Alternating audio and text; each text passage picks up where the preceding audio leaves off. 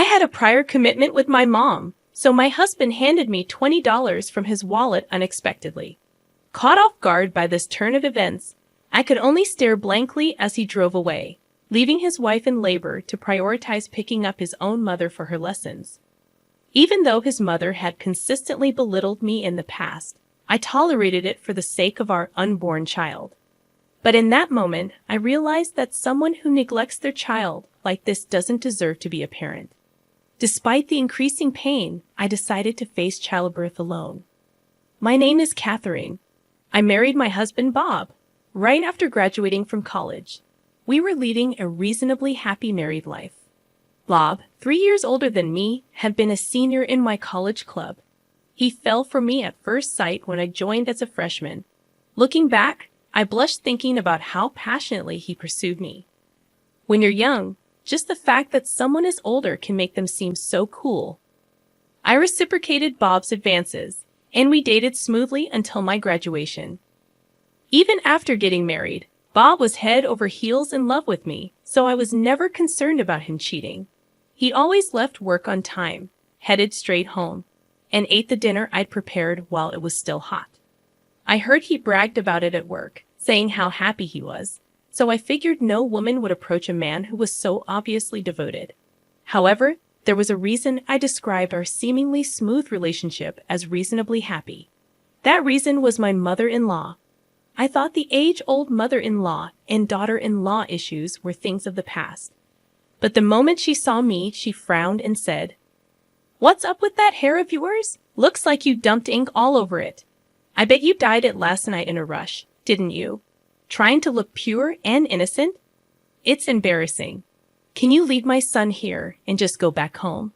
Honestly, if you knew you were meeting us, you should have taken care of your hair well in advance." When I first visited my in-laws before the wedding, she said this to me, and I was terrified and mortified. As she pointed out, I realized my hair color was too bright the day before, and with Bob's help, I had dyed it black. Embarrassed and frustrated by being seen through like this, I was downcast for a while. I admit my mistake in etiquette, but I wish she had said it a bit more kindly. Being separated from Bob because of my hair color and virtually being kicked out of my in-laws' home on my first visit, Bob called me later and said, "I think Mom was just nervous and came off a bit harsh. She really does like you. Don't worry. She's on board with our marriage and wants you to visit again." At that moment, I was pretty irritated by Bob's nonchalant tone. She insulted me in front of him, he didn't stop her, and now he seemed to be defending her. There was no doubt in my mind that her request for me to visit wasn't genuine. Was she going to force us to live with her after we got married and constantly berate me? However, when I finally took the step to marry Bob, my mother-in-law made no such suggestion. I was relieved, but it was short-lived as she started frequently calling Bob to her home. He's finally done with college, out of state, and got a job back home, and then he gets married all of a sudden. I've been so lonely. Why don't you let Catherine have a break and come stay with me for about a week? When I saw such emails addressed to Bob, I was taken aback. Showing me the message, Bob asked, "What should we do?" Instead of letting him answer, I called my mother-in-law and said, "I really appreciate your concern, but we still have unpacking and paperwork to do. I think it'll be a while before he can take a break. I'm sorry." In response, she nagged, "You can do the unpacking yourself. Don't always rely on my son." I simply nodded and ended the call. She was pretending to care about me, but she just wanted her beloved son by her side. Was there no consideration for a newlywed couple? While I was irritated by my inconsiderate mother-in-law, I was also upset with Bob, who just went along without resisting. My husband says that his mother has always been like this. After she separated from my father-in-law, her overprotectiveness became even more intense. When my husband decided to go to college, she cried and tried to stop him. He somehow convinced her and went on to study. But apparently, they used to communicate via email or phone calls almost every night. He always trusted his mother, who raised him as a single mom, from what I've heard. Their relationship had always been strong, which I respected. It's admirable that he's devoted to his mother, but they're both adults, so there should be some appropriate boundaries. That being said, this has been their norm, and I understand that it's not right to judge another family's dynamics. If it weren't for this, my husband is great with housework and is sincere at his job. I even tried to be understanding for a while. However, it didn't take long for me to question their closeness. One weekend, my usually late sleeping husband woke up earlier than I did and started preparing to go out. I asked, "Did you have plans to go somewhere today?" To which he replied, "I'm going shopping with Mom, Catherine. You can keep sleeping." That was totally unexpected. Apparently, she wanted to buy some clothes and wanted his opinion, so she asked him to accompany her. This upset me, but I tried to keep calm and said, "Today's our day off together after a long time. Why don't we do something?" But he shook his head, saying, "I'd like to, but I promised Mom first, and she seems to be waiting for me outside." I was taken aback and rushed to the entrance in my pajamas. Looking through the window, I saw my mother-in-law's bright red car parked outside. Noticing my gaze, she stepped out of the car, smiling slyly, and said, "Bob, you're taking too long." "Oh, Catherine, still sleeping at this hour even though you're a stay-at-home wife. That's pretty lazy of you. Should I get you an alarm clock as a gift?" With her lips as red as her car, she laughed out loud, then lovingly took my husband's hand and led him to the passenger seat. I was dumbstruck, watching their intimate interaction, and could only watch as they drove away cheerfully. After this incident, I started noticing changes in my husband. He almost stopped doing household chores, which he used to do regularly, and began visiting his parents' house almost every weekend. His attitude towards me changed and became more demanding. "You're too lazy, Catherine. Whenever I'm off, you just sleep in. Do you think you're fulfilling your duties as a housewife? You even stopped wearing makeup. Just because you're married doesn't mean you should get sloppy. Even Mom's concerned about you. Maybe you should visit your parents sometimes." I don't know what my mother-in-law says about me, but my husband surely is taking advantage of that. He never complained about my naps or makeup when we were dating, but as my husband suggests, maybe my mother-in-law is genuinely concerned about my behavior. But considering how my mother-in-law treats my husband like her boyfriend, I can't help but think that she's just trying to annoy me. I hoped things would change once we had a child. Not long after, I started having doubts about my husband. I found out I was pregnant. My husband was ecstatic, his eyes shining with joy, as he held my hand, promising that we would face this pregnancy together. However, my mother-in-law's harassment only intensified. She would call my husband for trivial things like shopping, going to the doctor, or cleaning her house, leaving me, pregnant, all by myself. I tried explaining to my husband that her actions had a malicious intent towards me, but it backfired. Suddenly furious, he said, "Every time we meet, Mom talks about you, saying you should go to your parents or take some time for yourself. Getting mad like this will affect our baby. Just accept Mom's care and concern." From then on, he often left me alone. As days went by, my morning sickness got worse, and I expressed my desire for him to be with me as much as possible. However, he replied, "What can I do? Even if I'm with you, Mom also wanted to be alone when she was pregnant and didn't even want to see Dad." Feeling physically and mentally drained, I decided to face this battle on my own. Furthermore, on a day when we were out shopping for baby items, we bumped into one of my husband's colleagues unexpectedly. He said to me, "I heard Bob's been actively attending parenting classes. Your bookshelf at home is filled with parenting books, right? He's gonna be a great dad for sure, shopping with his wife today. Can't wait for your baby to arrive." Surprised, I inadvertently blurted out, "What?" Bob quickly jumped in with a sheepish grin, saying, "Come on, stop that."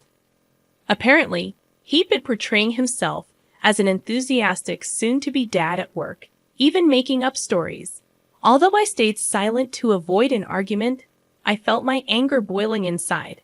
Ever since, he continued to prioritize errands with his mother-in-law, and occasionally, When we would meet his colleagues, they would always say, "Catherine, you've got yourself a dream husband," with a hint of envy. This kind of behavior built up over time, and I started to distrust Bob's actions and words. I can't say for sure if this stress was the trigger, but one weekend while I was making lunch, I noticed my pants were wet. A thought crossed my mind, and I immediately ran to the bathroom, fearing my water had broken. I shouted across the house where Bob was still asleep, telling him to get the car ready ASAP. Bob, initially groggy, quickly realized the situation and turned pale, rushing to my side to help me walk. I had been told by the nurse multiple times to head straight to the hospital if my water broke. Understanding the potential urgency of the situation, Bob was starting to panic as we were finally in the car and on our way, and I was beginning to feel contractions. Bob's phone rang, but he couldn't pick up since he was driving, so I, fighting through the pain, glanced at the screen. A sinking feeling washed over me when I saw the name Linda, his mother. Staring at the screen for a while, the ringtone persisted. Thinking it might be faster to just answer and explain, I reluctantly picked up. "Bob, where are you? You remember today is our weekly knitting class, right? Did you forget?" I shivered at the cloying voice she never used when speaking with me, but I decided to explain it to my mother-in-law. "The thing is, my water just broke, and I'm on my way to the hospital with Bob." As soon as I said that, my mother-in-law started yelling at me like she was a different person. "What's that got to do with me? Don't use my son as your personal taxi service. Can I speak to Bobby? I've got my weekly sewing class today after all, and I had this planned first." I was at a loss for words. Not only did she not care about her grandchild's welfare, but she also said she didn't care. Even when I remained silent, I could still hear her shrill voice. "I'm sorry, Catherine," my husband quietly said. For a moment, I thought he was apologizing to me for his mother's outburst, but then I noticed he was opening the door to the back seat where I was lying down. I had no idea what he meant, and the pain was so intense that I was just dumbfounded. He then said, "I promised to drop off my mom, so can you call a taxi or an ambulance from here? I'll catch up with you, promise." So with that being said, hold on a second. You're prioritizing her sewing class over your own child. I can't convince her, so you've got to talk to her. It's getting more painful. We need to hurry. I raised my voice since I was running out of patience, but my husband grimaced and said, "It's a weekly thing. Can't be helped, right? I'm sorry I forgot to tell you about it. Here's some money. Try to manage with this." He took out $20 from his wallet and shoved it into my purse. Then he went back to the driver's seat, and without hesitation, he drove off, leaving me behind. This can't be real. I was left not far from our home. Given the neighbors might see, I quickly looked up a taxi service. Meanwhile, I could feel the amniotic fluid flowing between my legs, panicking at the thought of our baby's safety. Tears welled up in my eyes as I struggled with my phone. Neither the baby nor I did anything to deserve this. "Catherine." Suddenly, I heard my name called out. I turned around and saw a familiar face. "You look so pale. No time to chat. Get in the car now." This kind person helped me into the back seat of their car. Her husband adjusted the front seat for me. The rest was a blur. As soon as we arrived at the main hospital, they wheeled me into a room prepared by the nurses. I was in so much pain that I was groaning, but I was told I still had some time before giving birth and should rest. The pain was so intense that at times I felt like passing out. Suddenly, my phone rang. I thought it might be my mother returning my call, but it turned out to be my husband. Looking at the clock, it was already late afternoon. Nearly 3 hours had passed, and I was appalled that he was just now arriving at the hospital. I decided not to answer, but he kept calling. So irritated, I picked up. "Catherine, help me. I need you to explain the situation for me." It would have been nice if he'd at least shown some concern for me. I don't know what's happening to my husband, but for him to ask for help, even if he was about to be eaten by an alligator, there's no obligation on my part after he abandoned our child to help him. "Who do you think you are?" I shouted at my husband over the phone and hung up. A little while later, I went into labor alone.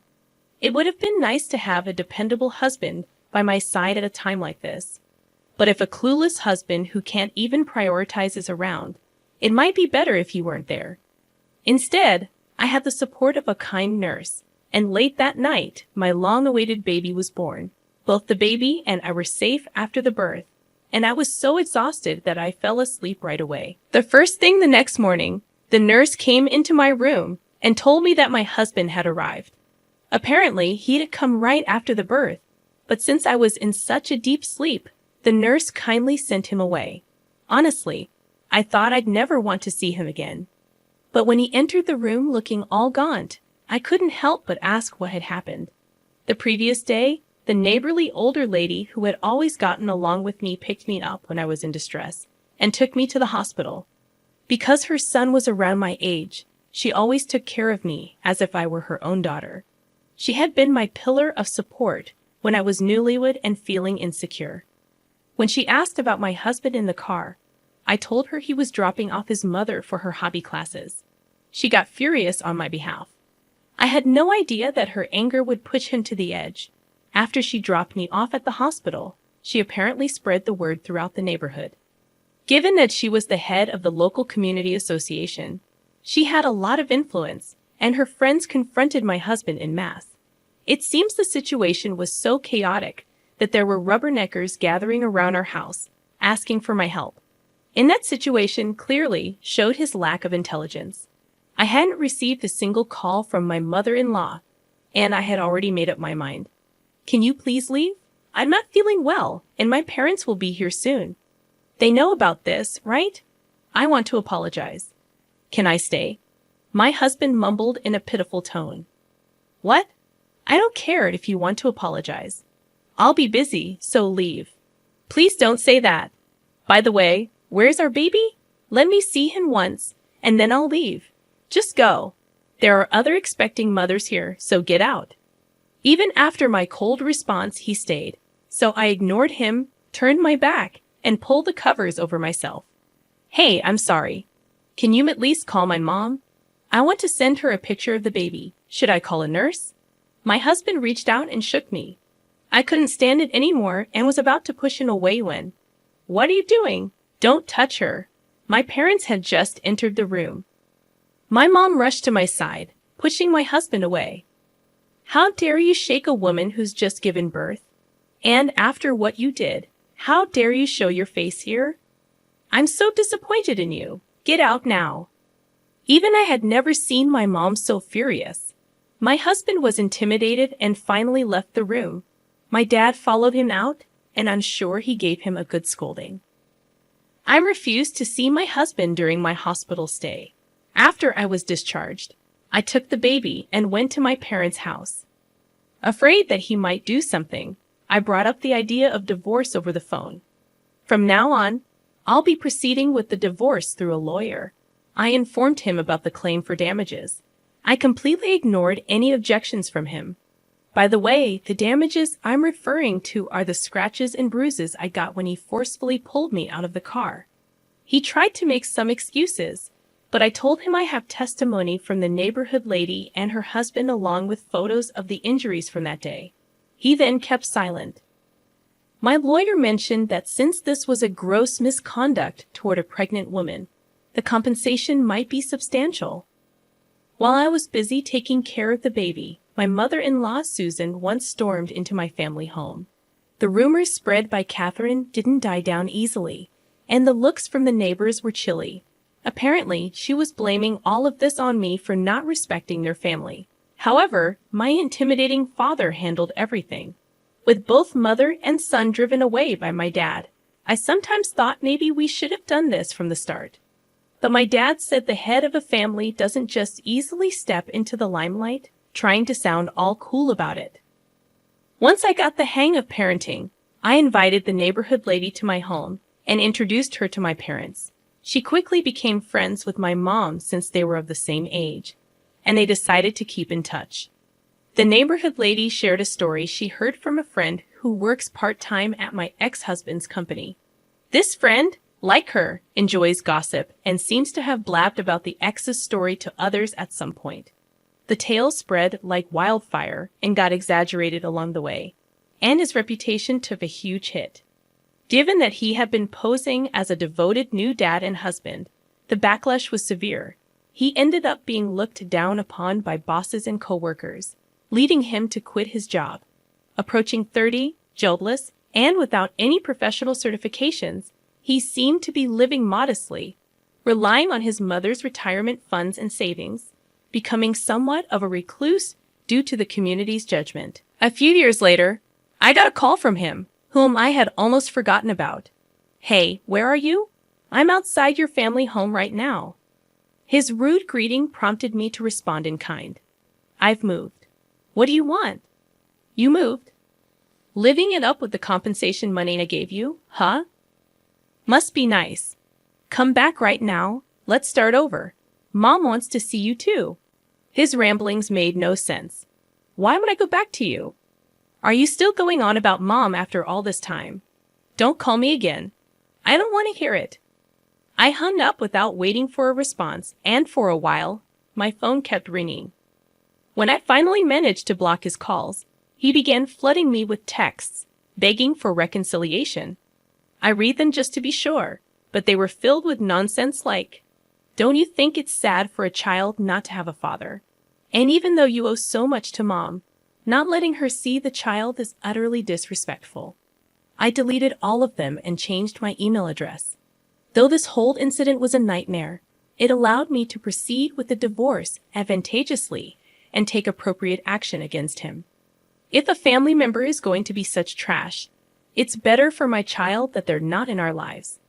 I find comfort in this thought as I enjoy parenting, supported by my parents who have now become loving grandparents.